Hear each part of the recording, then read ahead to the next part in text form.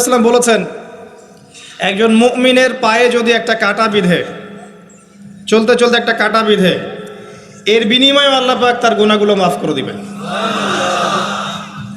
তো যে বিষয়টা বলছিলাম যে আল্লাহ রাব্বুল আলামিন সূরা আরাফের 179 নম্বর আয়াতে বলেছেন যে আমি প্রচুর জিন আর মানুষকে সৃষ্টি করেছি জাহান্নামের জন্য, যার দলিল আমরা একটা হাদিস থেকে দিলাম যে উম্মতে মুহাম্মাদি 73 দলে ভাগ হয়ে যাবে, যার 72টা দলে জাহান্নামে যাচ্ছে, একটা জান্নাতে যাবে।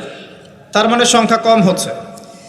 আরেকটা দলিল দিচ্ছিলাম যে আল্লাহ রাব্বুল আলামিন কোরআনুল কারীমের শব্দের অপচয় করেন না। একটা শব্দ দিয়ে তিনি একটা কওমের ইতিহাস তুলে ধরেছেন। যেমন যুলকারনাইন যাচ্ছিলেন পূর্ব দিকে, যেতে যেতে একটা কওমকে দেখলেন যে কওমের সূর্যের আলো থেকে বাঁচার মতো প্রযুক্তি জানা ছিল না, এতই মানবেতর জীবনযাপন করত। আল্লাহ পাক এই কওম সম্পর্কে বললেন কাযালিক, এরা এমনই ছিল। একটা শব্দ দিয়ে কওমের পুরো হিস্ট্রি বলা শেষ।